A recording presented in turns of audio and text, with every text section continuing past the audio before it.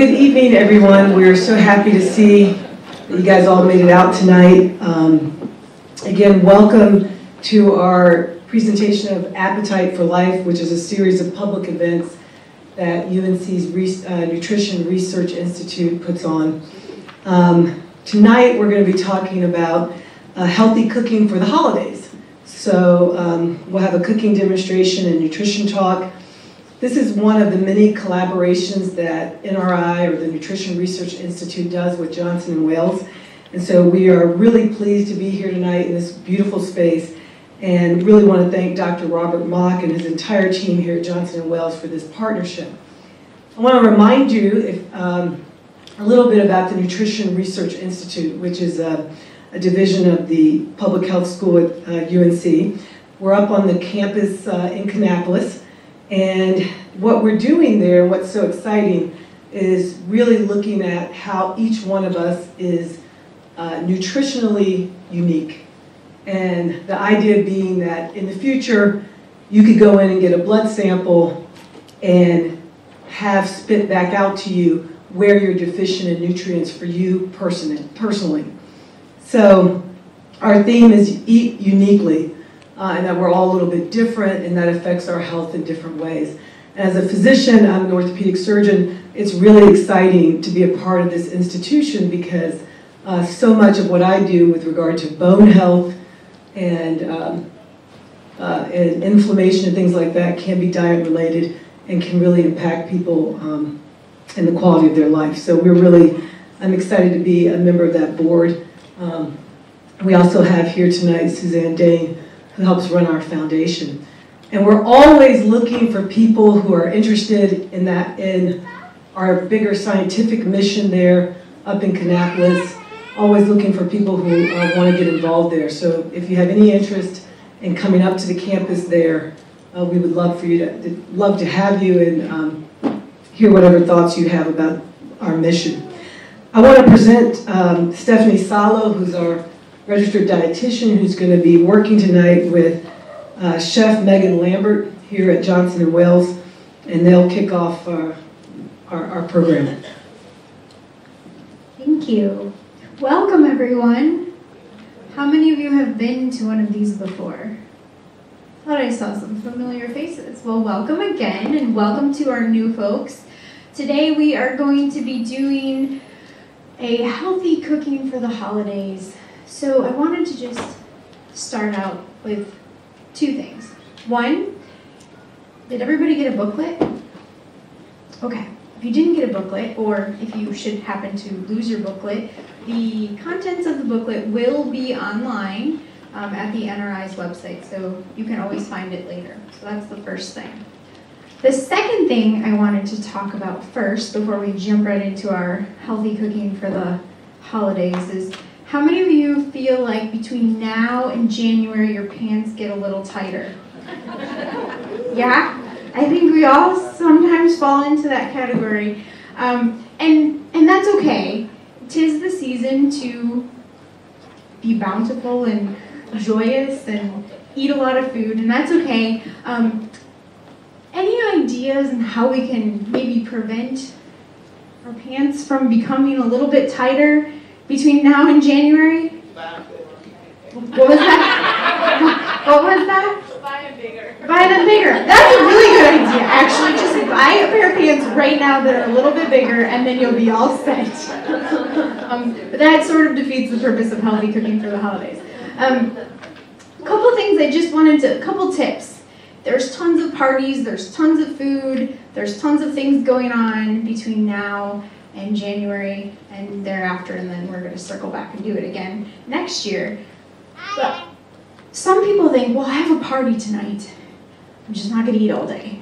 That is the last thing you should do. You should always go into the party fueled for the party, right?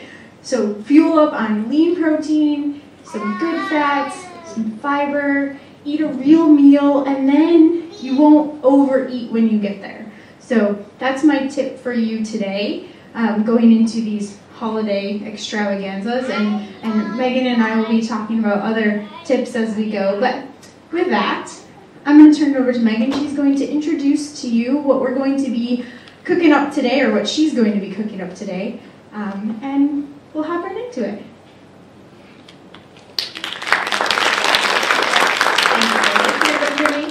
All right.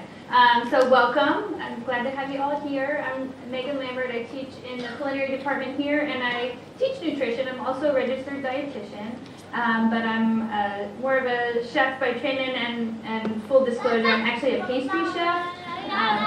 It's a long story. So, but I've come back more and more into nutrition in the past 5 years or so, and had some success losing weight myself. I lost 50 pounds about 8 years ago and have managed to keep it off most of the time, even through the holidays. So I've just kind of developed some of these recipes and some of these tips just from my own experience and wanting to, enjoy and have some really special foods during the holiday, but also not go overboard. So I've got 3-4 things for us today. The first thing I'm going to show you how to do is a turkey and cornbread dressing roulade, which is a very, anybody know what a roulade is? A roll, right? It's a jelly roll is what it is, except we're going to make it with our, we have a nice turkey meatloaf here and then a cornbread dressing, so we're going to roll it up. Now those recipes that you have are really good. You don't have to make a roulade with it. If you just turned this into a meatloaf and served some cornbread dressing on the side, it would be delicious. But the roulade makes it a little bit extra special for the holidays. So we're going to do that. We're going to have a little kale salad that we're going to dress up and make it a little more festive for the holiday. And we're going to have a little audience participation on that part. I'll tell you about it when we get there. And then I'm going to make a pumpkin flan for dessert, a creme caramel or a flan, and that's a really good one as well. And then just a little holiday spritzer, a little drink for your party as well. So it should be a nice menu. It should be some really fun things that you can incorporate. So I'll get started with the roulade is the first thing that I want to do. It's going to take a little bit of work to get it done, and then it goes into the oven and bakes, and then it'll be ready. So I've started with some foil. I just have some foil here. I'm going to put a little bit of spray on the foil. And I've got my meatloaf mixture already mixed up. So what I did differently here is I have a really lean turkey breast. So I have a 98% fat-free turkey breast. So a lot of times, what's the problem with that when you cook a 98% fat-free turkey breast? It's dry. Yeah, very dry. So what we've done in this case to prevent that from happening is I've put some oats in it. So typically the oats I grind for this. Does it say that in your recipe? It says ground oats? Yeah, okay. I had some wonderful help today, but I didn't grind the oats before. So we have whole oats here.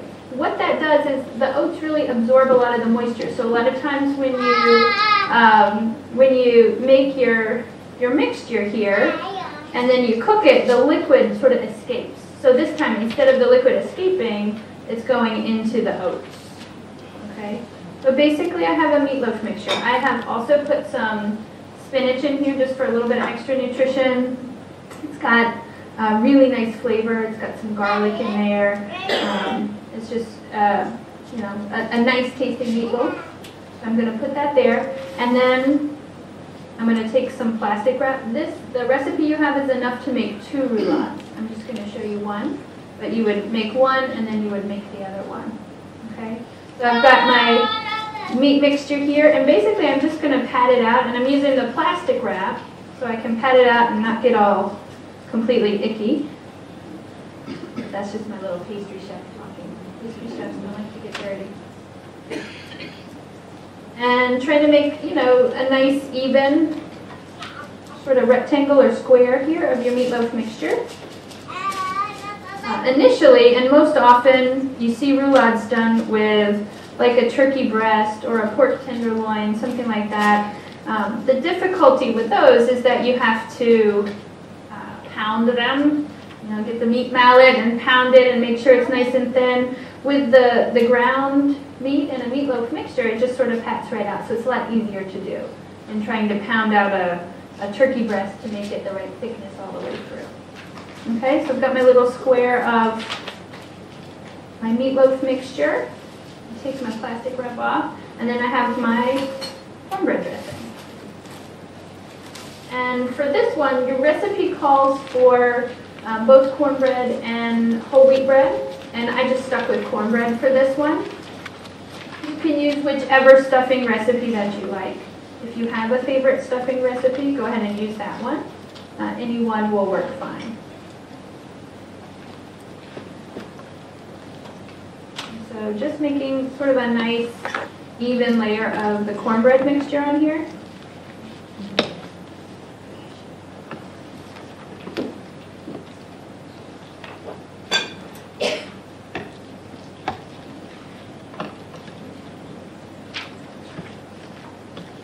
So pretty even, fairly nicely covered. And then we're going to roll it up. Okay? So when you're making a roulade, the hardest part is always that first initial roll, getting it to kind of catch. Once you get that, it's easy, but we're just going to sort of use the foil to flip it over. If it sticks a little, don't worry about it, it'll come right off. You're just making sure that you've got that first roll tucked in, and then it should roll right up after that. Okay? Not too hard. I'm going to kind of roll it back. And I'm using the foil to keep it nice and round here. And so I'm just going to roll it up, and then I'm going to roll in the sides, and that's going to sort of tighten it up and make it look nice and even and round. Easy? Very easy. And then that just goes into the oven to bake. And it's going to be pretty solid when it comes out of the oven. So the foil helps in this case to keep it intact, but then when it comes out of the oven, it's a pretty solid little roulade there. And I'll show you what we're going to do with it after that. So Megan mentioned that she was using 98% fat-free turkey breast or ground turkey. When you're in the grocery store looking at the ground stuff, whether that's ground beef or ground turkey, it's always going to have two numbers. It will say 85-15 or 93-7 or 90-10, and that indicates the leanness and how much fat is in that particular type of meat or poultry. So in Megan's case, she's using 98. So that would be a 98.2, which you probably wouldn't find in the grocery store, but you'll find a 99% lean. You'll find 93.7, that's pretty standard among both turkey and beef. You're never going to find anything that's more than 30% fat, which you probably shouldn't be buying. But most people tend to stick with an 85-15 or a 93.7, or sometimes you'll take a 93.7 and a 99% lean and mix them together to sort of get something in the middle, and that would make something that has, something that won't end up too dry, but also will have some fat, but not as much fat as if you went with the 85-15 version. Make sense?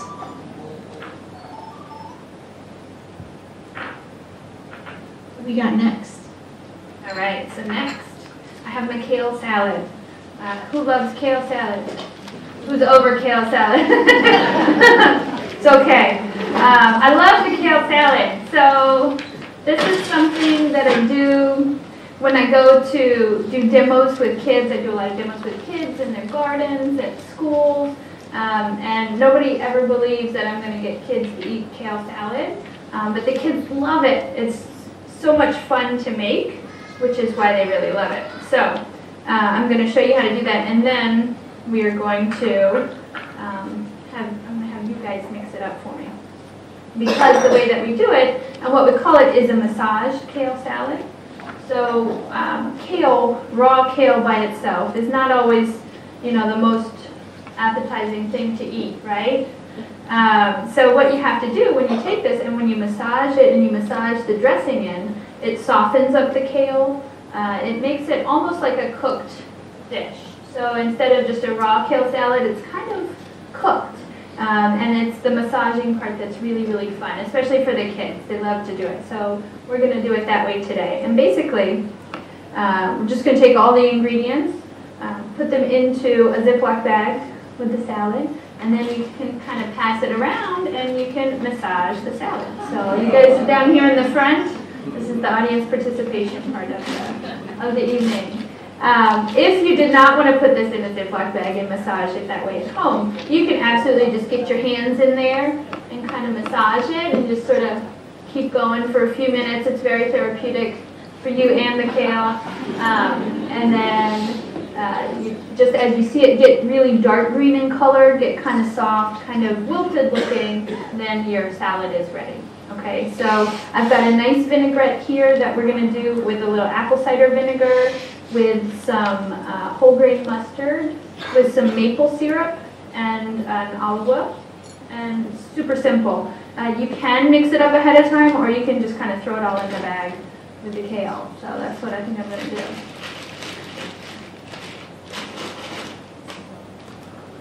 And so the trick is, as we're massaging our salad, is just making sure that the ingredients are getting distributed through the kale.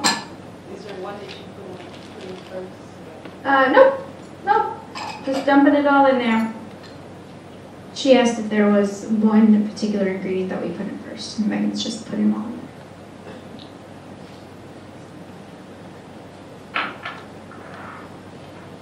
A little salt and pepper.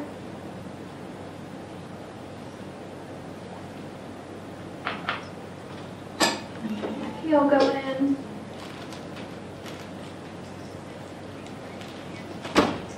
I'm going to eat this one for the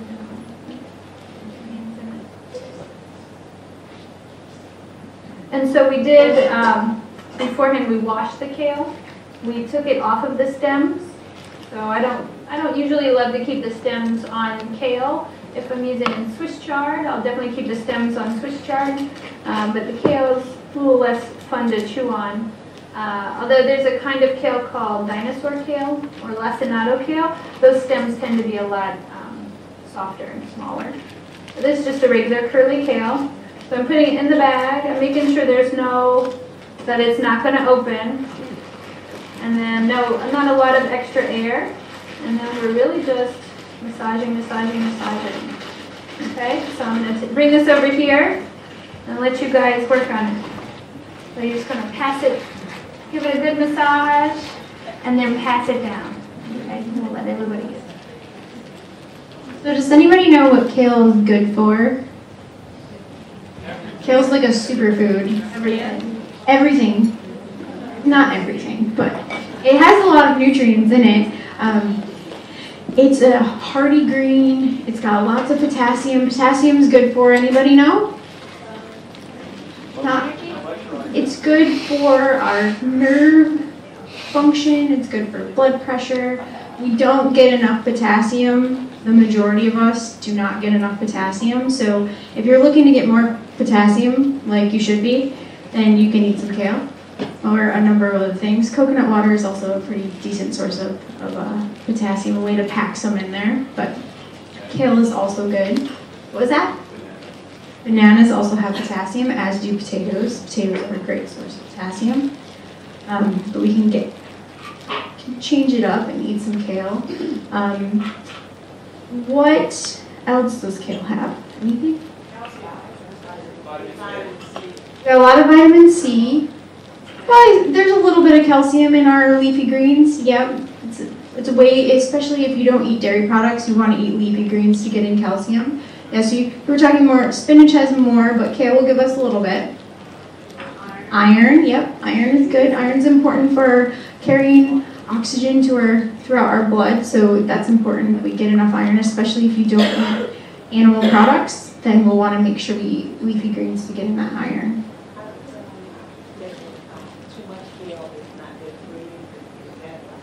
The question was, too much kale is not good for you. Well, the answer to that question is, too much of anything isn't good for you, really, but I haven't heard of anybody overdosing on kale. Not yet, at least. The only issue might be if you are not accustomed to eating a lot of fiber in your diet, Yes. and then you go all out and you eat 3 plates of kale. Sometimes after my demos, when I've given the kids like 3 or 4 plates of kale, I run. I let the teacher far away after that. But yeah, so fiber, if you're increasing the fiber in your diet, you want to go up slowly and not just eat a whole bunch of kale. Yes, that is a very important point. Increase slowly, don't go crazy overboard on fiber. All right, so where are we on the kale? How's it massaging? Yeah, it's feeling good? Feeling good? Feeling good, everybody. Kale's feeling good. Getting really dark in color, looking a little wilted, which is what we want. It looks pretty wilted. They got a lot of handling today. Good. Good. This recipe yields how many servings? The question was, how much does the recipe yield?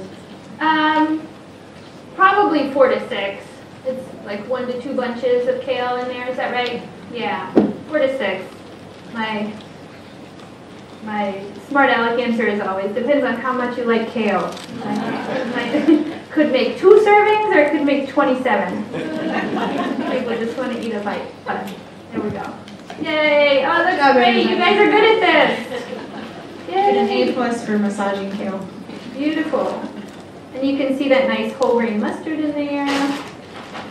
And so we've got our salad here. Very big bowl. So you see what happens when we massage the kale, it sort of wilts down to nothing. Right, so that was about a bunch. That was 1 bunch, and it's really come down to, looks like enough for 2 or 3 people maybe. Okay. And then just to make it a little extra festive, we're going to do some dried cranberries on top. A little bit of green onion. I also really like this salad as a main course salad if you add some whole grains to it, so like some wild rice would be really nice with this. Do a little millet with this, it would be nice. So there's our kale salad. A little bit of pecan, a little bit of dried cranberry, and some green onion there. Should be delicious. We'll plate that up in a little bit. And I gotta move on to the flan.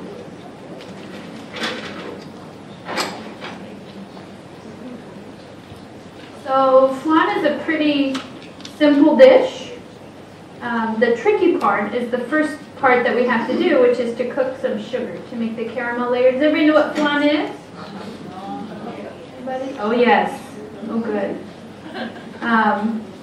So called flan or called creme caramel. I'm gonna forget this one, don't I?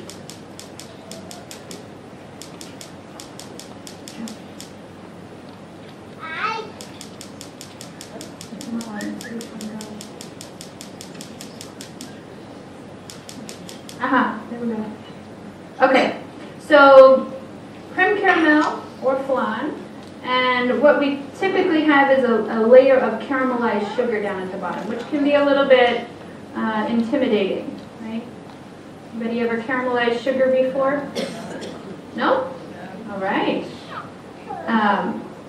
Usually my next question is, anybody ever made rock candy before? And most of the people who said they've cooked sugar have made rock candy. Because it's, the nature of sugar that it wants to be a crystal. And so in order to prevent all of this from just crystallizing and turning into not so pretty rock candy, we're going to add a little bit of corn syrup to the sugar.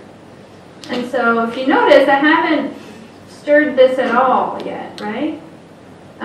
Sugar is funny when you cook it.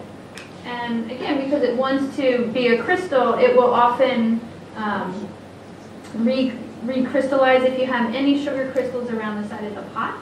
So you need to make sure that you haven't really stirred it and gotten sugar all over the side of the pot, because that will make the rest of the sugar crystallize. Okay? So it's really, it kind of does its own thing. I really try not to mess with it too much. Might give it a little swirl, and I'm just trying to make sure that it's going to come up to a nice boil and that all of the sugar in there is getting dissolved as we do that. How much water, and how much sugar are you using? Is there a ratio? Yeah, about 20% of the amount of sugar should be water. So in our recipe, I think the whole recipe calls for 2 cups of sugar, and then we are caramelizing 1 cup. The other cup is going into the custard. And so this is just for caramelizing. So 1 cup, and really need about an ounce of water, just a little bit, a couple of tablespoons. Just enough to allow it to dissolve, and then come up to a nice boil and caramelize. So once we get it dissolving, and once we're sure that the sides of the pot are clean and there aren't any crystals, we're pretty much good to go at that point. It's probably not going to crystallize. But if we're stirring it a lot and getting sugar all over the side of the pot, then that's when it tends to crystallize. Ideally, when we're cooking sugar, we want to go on really high heat as we can, because the longer it takes to get to a caramelized state, the more likely it is to crystallize as well. So just a couple of tips for making that not happen is the corn syrup will prevent that from happening. Cook it on really high heat and making sure we don't have any crystals on the side of it. How much corn syrup? Just a blob. A blob of corn syrup. A glug. Maybe a teaspoon or 2. How long does it generally take? Longer than I want it to. It's fairly quick. Depends on your burner, of course. Oh, that one's on now. This one's a little bit better suited to the size of my pot. Okay. So it's fairly quick. Once we get it up to a nice boil, we see that it's all dissolved in there. There's no sugar crystals. I'm going to take a bowl, and I'm going to put this bowl on top. And that's going to help me to wash down the sides of the pot as well. So have you guys seen people cooking sugar? They have a pastry brush and they're cleaning the sides of the pan. I just use a bowl to do that. So the steam comes up, condenses, hits the bowl, and then runs down the sides of the pot. So I'm going to let this sit for a minute with the bowl on top. And then I'm going to make my custard. So it's super easy, right? And I'm going to use this to make the custard. I'm just going to throw it all in the blender and blend it. So what I've done here, a couple of things to make it a little better for us, a little bit healthier. Typically a flan is going to have milk and heavy cream. And so I replaced the heavy cream with some evaporated skim milk. So that's really low in fat, but it's still really rich in flavor. And then instead of using all whole eggs, I'm going to use a much higher proportion of egg white. I still have a couple of yolks in there because they do give it a nice richness and a nice flavor. So I didn't want to go just all egg whites and skim milk. That wouldn't be delicious. You know, we're really wanting to make sure that we have a balance of things, right? We don't want too much fat or calories, but we also want things to taste good. It is a special occasion, right? So that should be good. So I'm basically just going to put everything into my blender and blend it up. Big mess in the process. And check on my sugar over here.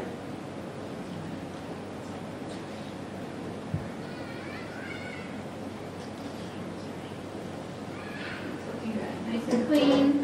No sugar crystals, and I'm just going to let the water evaporate out of it, and it's going to get nice and brown and caramelized.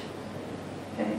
Try not to stir it, try not to move it or jostle it because it will want to crystallize. My joke in class is don't move it, don't stir it, don't breathe on it, don't look at it funny because it'll crystallize. Sugar is just kind of a challenge to work with in that way.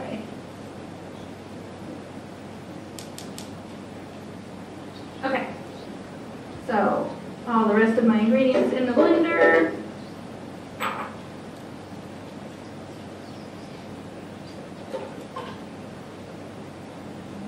Got my spices.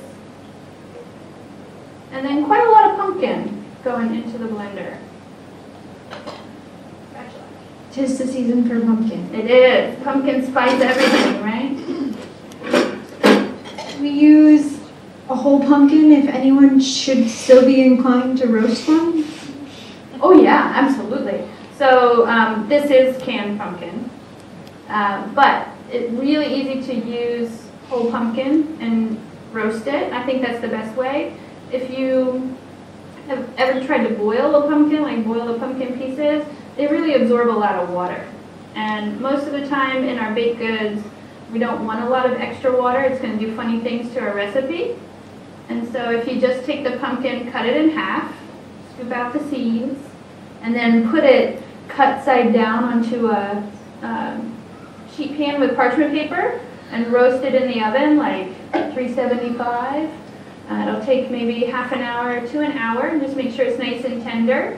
And then once it cools, you can just scoop the pulp out of there, just like you're pulling it out of a can.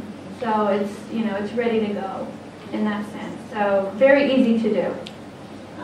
Don't forget to save the seeds. Yes. Roast them. Roast the seeds with some extra spice. The kids love that for the holidays. All right. And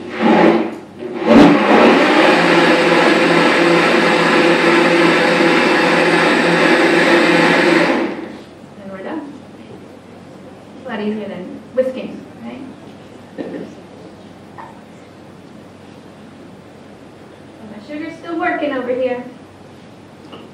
Pumpkin is orange, and that tells us what? Beta carotene. And beta carotene is an antioxidant, and it is considered a provitamin. Does anybody know what that means? So a provitamin means that it can be converted into a vitamin. So beta carotene will be converted into vitamin A in the body when we need it. So vitamin A is a fat-soluble vitamin. We don't want to eat too much of it because we store it in our fat. But if we eat too much of beta-carotene, it's not really that big of a deal because our body's only going to convert what it needs into vitamin A. Make sense? And beta-carotene is good for what? Our eyes. Yeah, so beta-carotene has been associated with really helping to prevent in the decrease of macular degeneration, which is that decrease in eye function when you get older, right?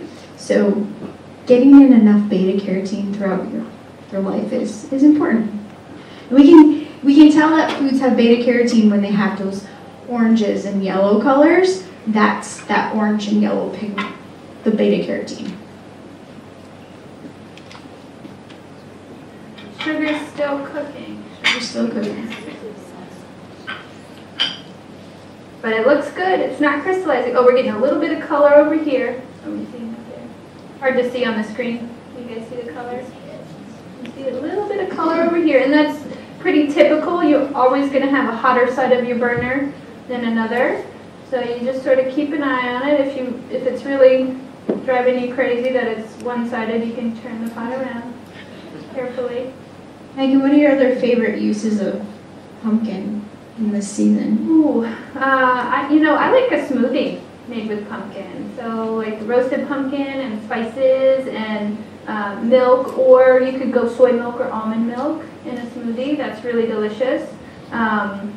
Certainly the soup, like I love a nice bisque, you could do a butternut squash soup, or you could do pumpkin. Are you talking about a jack-o'-lantern pumpkin that you all use, or is there another kind of pumpkin? Ooh, so there's so many different kinds of pumpkins. And really the jack-o'-lantern pumpkins that you decorate are not the best ones to cook with because they do tend to be a little bit higher in water. So good ones to cook with, you can look for sugar pie pumpkin. You can look for turn my hood on before we have an incident. You can look for one called a kabocha squash, is another kind of squash that has a really nice flavor and also tends to be a little bit drier. So those are some good ones to look for. Anything that pretty much anything that doesn't look like a typical jack-o'-lantern pumpkin is probably really good to cook. So there's some really lovely, like big blue Hubbard squash. Those would make great pumpkin dishes. And you can always use canned pumpkin. Yeah. You can find that year-round. And it's easier. And I know you'd be more inclined to do it if you just opened a can, right? Yeah. I like to put pumpkin in oatmeal. Ooh, yeah, and oatmeal. That would be great. Oatmeal or risotto. Yes, I like If I want to get fancy. butternut squash risotto as well, and pumpkin would be great in that. Okay, looking at my color here, looks pretty nice. Now the thing about sugar is once it starts to caramelize, it will keep caramelizing until you make it stop. So if I leave it in the pot, it'll literally just sit here and burn. I like a nice dark color. My personal philosophy is color is flavor, so you want it as dark as you can stand it, but you don't necessarily want it burned, so kind of keep an eye on it. And I've got a couple of different dishes here, different options for how you can make your flan. You can do it in individual ramekins, or you can do it in pie pans. And I think this recipe is probably enough for 2 pie pans to do like a whole family style that you would serve on a platter, or probably going to make 8 to 12 ramekins depending on the size. Okay. I've got my sugar here. It's a nice color. I'm going to pour it into my pie pan, and it really just needs to be enough to kind of cover the bottom. I have a couple left over here for my ramekins too. Just a little thin layer. And pretty quickly, because now we've spread this out into a real thin layer, now it's going to cool and it's going to set. So it's going to become like a really hard sugar. And that is just going to take a few minutes for that to happen. So you leave that there, and let me go back to my roulade and show you how I'm going to glaze it and then reheat and then slice it for you.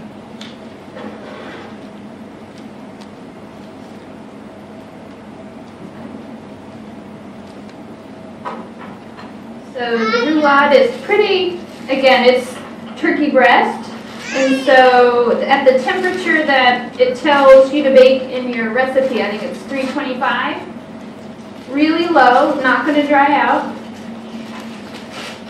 but it's also not going to get much color. When you take yours out of the oven, it's going to look a little bit pale, and this one has got a little bit of color in the oven. We bake these a little bit hotter, about 350.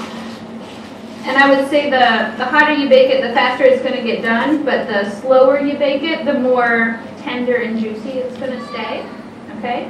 So if it comes out of the oven and you like the way it looks, great. If it looks really pale and you want to kind of brush something on there to give it some color, that's what I have the glaze recipe for. And I used, for this one, I did a little cranberry sauce, so also kind of trying to tie in that holiday sort of thing. So I'm using cranberry sauce, but you could always go with whatever you traditionally like to put on a meatloaf. If you like to do the ketchup sauce, or if you like barbecue sauce, that would work as well. So I'm just going to brush a little bit of this glaze on. We did a little bit of cranberry sauce and a little soy sauce, a little color, a little flavor.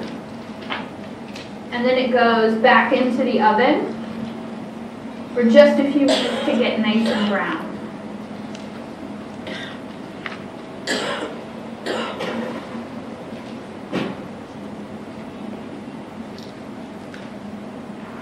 And I think my sugar's probably set enough now. It's not going to be running all over the place when I pour my flan mixture in.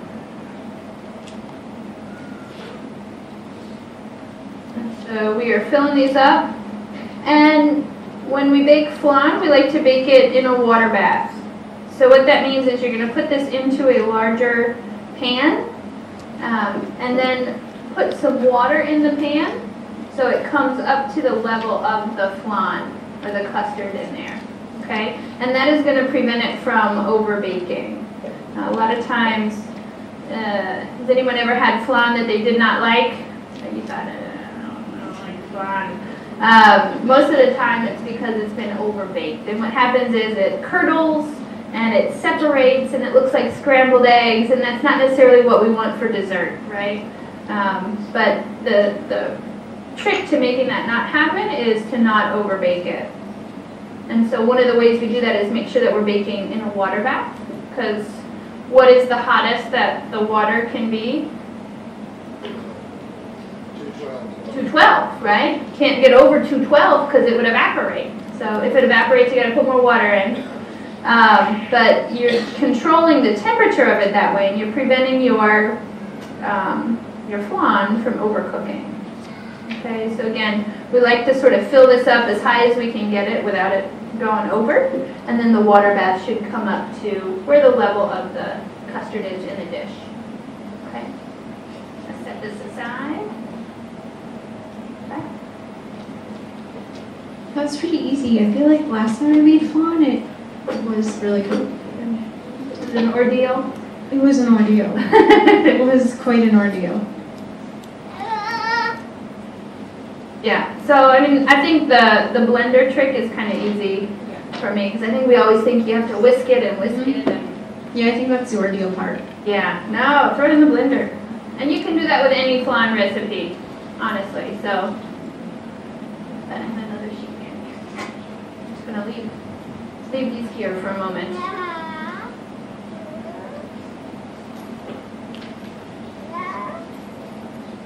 All right. So through the magic of television,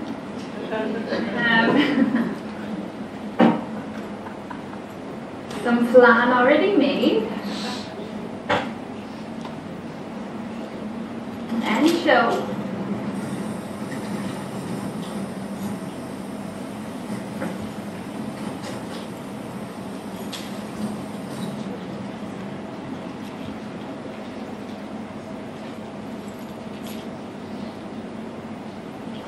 And so to get these out of here and to unmold them, just have a little knife. You can use a little paring knife.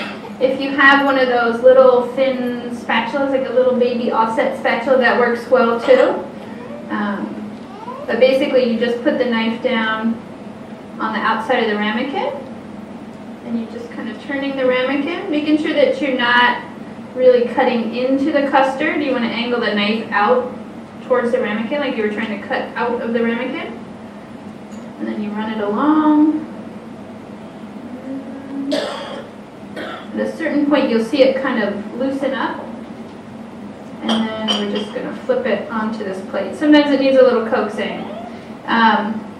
When you make a flan, the best thing to do is to, is to make it a day or two ahead of time, so that it has time to really chill. And the longer that it sits in the fridge chilling, the more of this caramel is going to absorb moisture from the fridge, and it's going to turn into sauce. So we made these today and chilled them quickly. But if we had made this yesterday, we would probably get more sauce out of our ramekin. We would let that sit, but we got a little bit of sauce. So there's our flan. Make it look pretty. Looks good, right, guys? All you need is a blender and a pot. Blender. Easy. Blender and a pot. You could probably, I'm going out on a limb here, but you might be able to throw some protein powder in there and make some high protein flan. I think you probably could. I mean, because that's really valuable. Milk is pretty good for protein, more so than fresh milk would be, and especially more than the heavy cream. So we've upped the protein a little bit with the evaporated milk. We added a little bit of health factor to the flan. Yeah. Not that dessert needs to be healthy, because we shouldn't eat dessert every day. And the pumpkin is so good. She talked about the nutrition qualities of the pumpkin, but fiber in there, really nice. Plus it just makes the texture of it so good. I think that's one reason why the texture of this is so nice, even though it is pretty low in fat. I think the pumpkin makes it feel nice and creamy, which is great. Okay, so we've got our roulade here, just came out of the oven. Nice and brown. You guys smell it?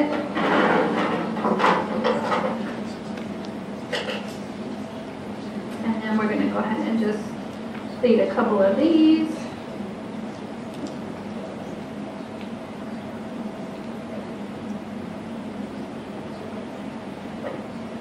Go with a little bit of our salad. A lot of our salad.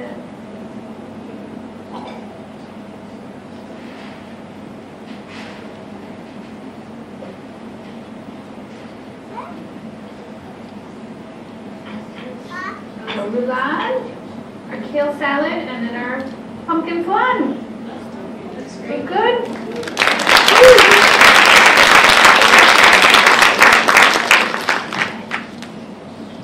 And you can really make this on a weeknight because you can buy ground turkey all of the time. It's not like you're waiting for your Thanksgiving turkey that only comes out once a year. You're using ground turkey, which you can find all the time. And you could certainly use other meats for this as well. If you wanted to do a beef tenderloin, you could do it with a ground beef. You could do it with a ground pork. So that would work well. Yeah. Right. Does anybody have any questions? I see one over there. I'm sorry. The question is, what can we substitute for the dairy? For the dairy. So you can, in place of regular milk when you're baking, you can always substitute the non-dairy milks. They work really well. Most of the time milk is not really performing a super important role in the dish except for giving flavor. So you can use like an almond milk or a soy milk or a rice milk. Those would all work fine. The harder part is for the evaporated skim milk, because we use it because it gives so much more richness of flavor. But it's still really low in fat. So you could certainly do a coconut milk in place of, you could probably do coconut milk in place of the milk and the non-fat evaporated milk, and that would work fine. It wouldn't be as low in fat though. And it's definitely going to taste like coconut. And it will taste coconutty, which I think would be all right. But yeah, it's that richness that we want to substitute. So maybe if we didn't want to use coconut milk because it was high in fat and we had like a protein powder, I wonder if putting some of that in your non-dairy milk would make it a little bit richer and give it more flavor and a little more body. But I haven't tried that, so I would probably go coconut milk instead of the evaporated milk. Yeah. What about, like, maybe dab a bit of that cream to give it that richness? Yeah, the richness and the fat, absolutely. So you could use a little coconut cream instead of all coconut milk. Absolutely. Any other questions? Yes. Are you going to tell us about a drink you're going to make? Tell us about, the drink. Yeah. Oh yeah, there's that too. That's, Dan's ready. how could I forget that? Okay. And maybe So, you're going to tell us something too, right? Oh, about the drink. about the pomegranate. Oh, about the pomegranates. Oh my gosh. It's all over, guys. Pomegranates. Is the season for pumpkins and pomegranates. Have you seen pomegranates in the grocery store? Are you like totally like, how do I use one of those things? Anybody venture into pomegranate land? Oh, a lot of you. Great. That's awesome. So you don't bite into it, right? Okay, good. You want to eat all of that, but once you get it open and you get these beautiful, beautiful little seeds, they're fun to use in a lot of ways. And so in this way, we're really just using them for garnish on our drink, but it makes a fun little festive touch. I think this would also be really nice as the garnish on your salad. I just didn't want to use the same thing for two recipes. I wanted to keep it a little different. But basically what I've done here is I've just got a little pomegranate juice that I'm going to put into my glass. Did you buy the pomegranate juice, or you Yeah, I bought the pomegranate juice. I didn't juice the pomegranates. I'm not sure how they do it because you have to get around the seeds, right? They have lots of technology. Yes, I'm going to leave that up to the pomegranate experts. So you can buy pomegranate juice year-round. You cannot buy the pomegranates year-round. And when you're looking for juice, any particular juice, so if you were to make this spritzer with another type of juice, which you could easily do, you always want to look for something that's 100% juice because you're going to get the most nutrients in it. You're not going to get that added sugar because fruit is already sweet. We don't need added sugar in our fruit, really. So you want to look for something that says 100% juice. And so I've just got a little bit of pomegranate juice, a couple of little pomegranate seeds in there, and then I'm adding some sparkling water. But you could add any sparkly beverage to this that you would like. It would be nice. I like the water. You know, if I'm at a party or trying not to go overboard, I kind of like something with a little sparkly water in it. It's festive, it tastes really good, but it doesn't have a lot of calories. And so you could go just a little bit of juice in there to more water, get a little more juice, a little more sugar, and less water, so you kind of get the range there. Things you can do. It's very forgiving. I like this with orange juice. I like this with apple juice is nice. So all different kinds of juice spritzers. This is a great trick, especially if you really stink at drinking water. And some people do not drink enough water. So if you just take a little bit of juice, it really livens up your water. We're not talking a lot, just a little spritz. Throw it in your water and boom, water transformed. Yeah, how about Prosecco instead of water? Prosecco instead of water. Yes, you could do that. That's what I was getting at with any kind of sparkly beverage you like. Yeah, that would be lovely. That would be a nice touch. But yeah, you could for sure. I just think I'm one of those people who doesn't drink water. I never drink enough water. I hate plain water. I think it's boring. I grew up on soda pop, so water is boring after that. But I really switched to sparkling water. And again, I'll just put a little tiny bit of juice in it and lots of different flavors, or even buy the flavored. You can get flavored seltzer water now, which is really nice. It wasn't as available a few years ago, so it's nice to see that happening. I don't like the ones that are sweetened with like artificial sweeteners. I just don't think they taste very good. So I'm happy to have the plain sparkling water and just a little bit of flavor. Yeah, so you could even make if you don't mind not having sparkling, you could even take water, a jug, and throw in whatever fruit you want, or cucumber, whatever produce. I mean, sure, throw in a carrot if you like. And it will infuse that flavor of that produce. We're talking fruit because it's going to make it taste good. It's going to infuse some of that flavor, and that's another way to get in some of that flavor and make it more appealing to drink. Yeah. Fresh herbs are nice for that too. You can throw mint in, or basil is an interesting touch. Just something to make the water taste interesting. And with the power of the internet, you could Google flavored water and come up with 1 million different recipes. So, yeah. And if you don't know how to open a pomegranate, because Megan already opened one and didn't show us how, but that's okay. We won't slap her for it. I'm just kidding. You could easily YouTube a video on how to open a pomegranate and easily see how you can take the seeds out, because they're all sort of like stuck in there. They don't want to move. So it's not difficult. It just takes a bowl and water, and that's pretty much it. But then once you get those seeds, you can snack on them or throw them in a salad like Megan said, or even, I don't know, how else can you use pomegranate seeds? I just like to eat them plain. Yeah. Eat them at our house, use them for garnish, use them in salads. It's just a really pretty, colorful, almost a little crunchy. It's got such a nice flavor that it adds. And they have tons of antioxidants. I mean, look at that color, right?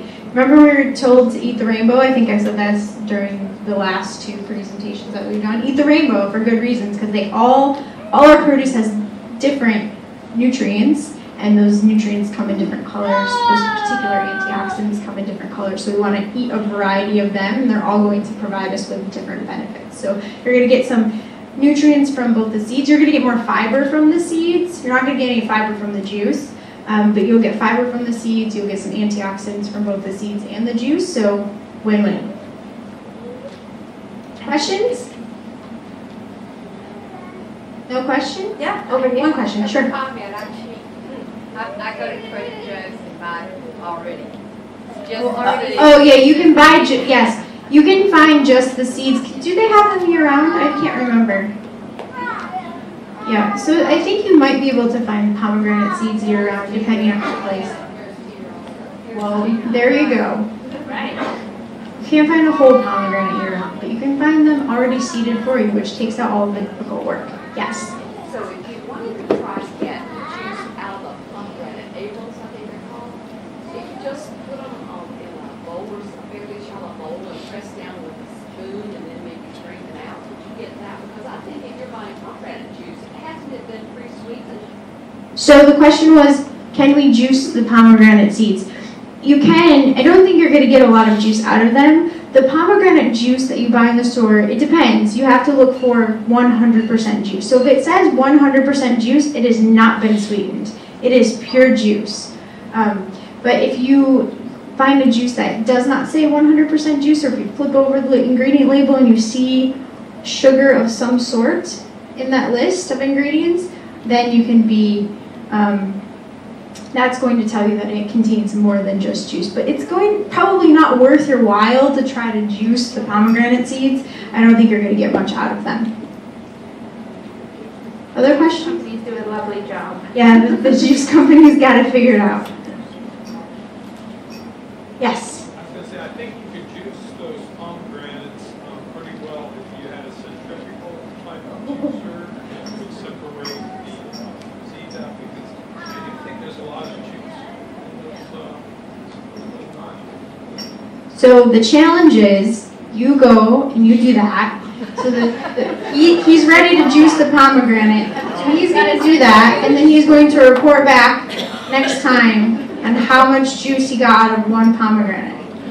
I'm challenging you. I'm intrigued. At home. To be honest, I would like to know. Yeah, I would like to, and I feel like they're pretty juicy little arrows in there, but Just seems like a lot of effort. They don't last long enough at my house to juice them. So we open it up and we're happy.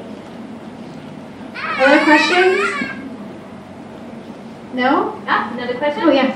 What were the types of pumpkin that you recommended? Ooh, so one is called a sugar pie pumpkin, and there are lots of different varieties of pumpkins. I'm sure other people could tell you more. Sugar pie is one I like. A kabocha is a Japanese variety, and Hubbard squash is a nice one. And there's an Australian one that's blue.